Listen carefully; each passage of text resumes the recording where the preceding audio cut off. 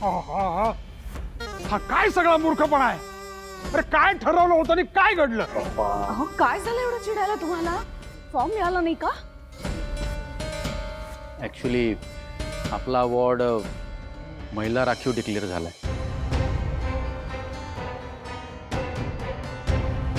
अरे देवा, हे काय झालं म्हणायचं? म्हणजे आपल्या हक्काची सीट गेली. कोणाची बिशाद आहे गाडे पाटलांच्या सीटवर हक्क सांगायची? सीट तर जाणार नाही, पण आपल्या घरातली महिलाच त्यावर उभी करावी लागेल. पण कोणाला उभं करायचं? अगं आई, तुझ्यापेक्षा चांगली उमेदवार दुसरी कुणीच नाहीये, पण तुझं वय जास्त आहे ना. माझं वयाचं सोड, राजकारणात वयाची अट नसते.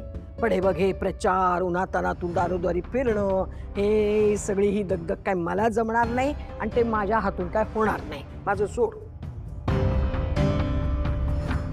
मी काय म्हणते, आपण आईंना उभं केलं तर? काय गाडे पाटलांची असून बाई उभारणार काय निवडणुकीला? करणार काय प्रचार? मी कायलच भावना, साधा प्रश्न काय विचारला नाही करून बोबडी काय तुमची वळली? अरे राजकारणात पडायचं म्हणजे याचं तोंड बंद ठेवून चालत नाही भावना. घडाघडा बोलावं लागतं, जनसंपर्क असावा लागतो.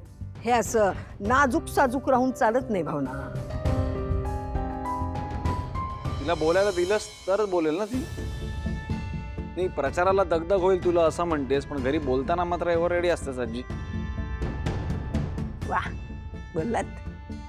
एक संधी सोडणार नाहीस बघतो, एक संधी.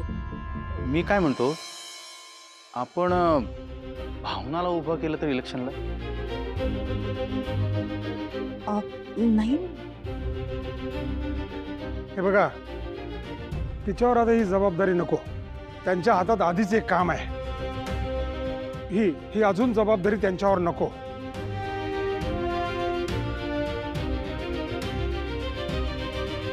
आपल्या घरात कोण उभी राहायलाची महिलाच नाहीये.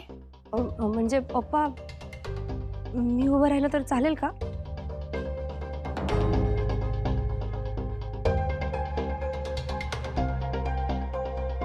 चालेल ना, पण घरातले काय म्हणतील हे बघावं लागेल. मग तिच्या नावाला संमती असेल तर हात वर करा. आजी,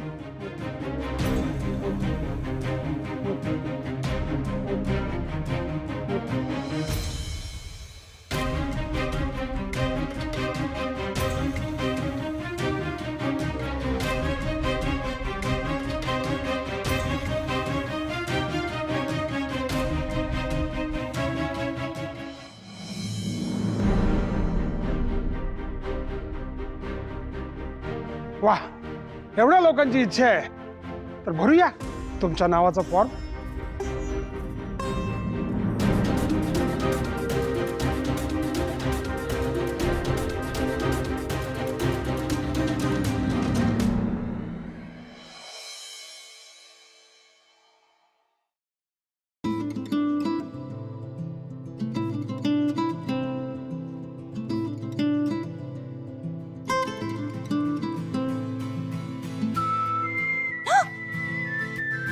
सर घाबरले ना मी.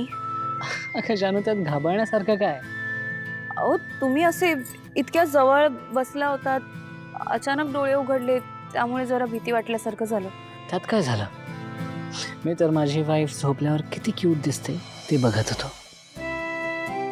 तुझे शांत झोपलेले डोळे, झोपल्यावर रुसल्यासारखे दिसणारे ओठ, गुलाबी गाल, डोळ्यांच्या समोर येणारे हे केस. वाव, हे सगळं किती ब्युटिफुल आहे.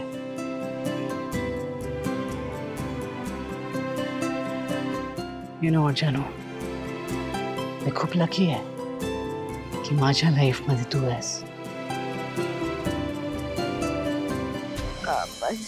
जैन सर प्लीज आता नको ना. का नको ना? I have a plan for us. नाही त्याचं काय आहे ना, I am not prepared for this. First listen to my plan. मी तुला असा प्लॅन सांगणार आहे ज्याच्यासाठी तू 100% प्रिपेअर्ड आहेस. I know. Come see the surprise. हाव, हे सगळं काय आहे? It's a movie afternoon. Jain sir, मला ना मूवीज बघायला खरंच खूप आवडतात. आणि यावेळेला तुला आणखी जास्त मजा येणार आहे, कारण की या कोझी सेटअपमध्ये तुला मूवी माझ्यासोबत बघायला मिळणार आहे. Come sit.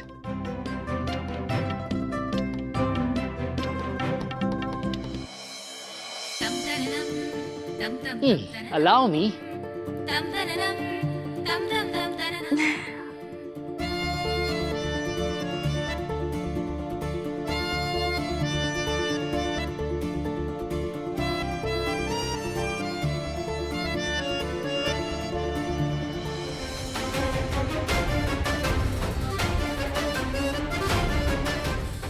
अगं काय करतेस?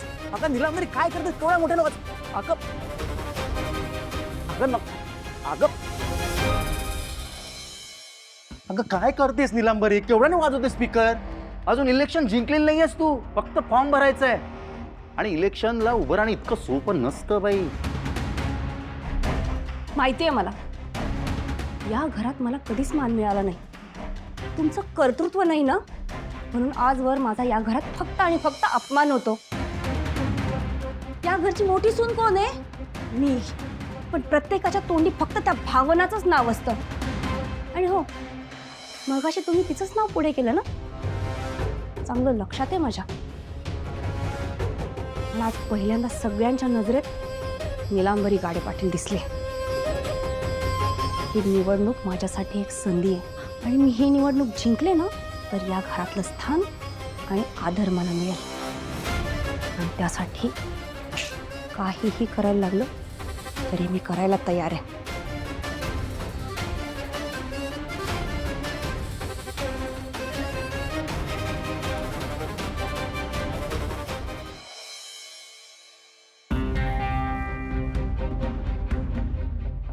हो ना, तू निलांबरी बहिणींसाठी कसा काय हात वर केलास? कारण मला त्यांना पाठिंबा द्यावा असं खरंच मनापासून वाटतंय. काही काय बोलते सगळं? एका एवढ्या मोठ्या जबाबदारीसाठी त्याचं नाव का पुढे केलं हेच मला कळत नाही. आणि त्यात तू भावना. हो, पण तुम्ही मला इशारा केलात हात खाली घे, आणि मी हात खाली घेतला ना. त्यानंतर मी सपोर्ट नाही केला त्यांना. भावना, तू विसरतेस का आजवर त्यांनी तुला किती त्रास दिलाय? आपल्या बाळाचा जीव घेण्याचा प्रयत्न केलाय त्यांनी. त्यांना पाठिंबा द्यायचा सुद्धा विचारच कसा आला मला हेच नाही कळते.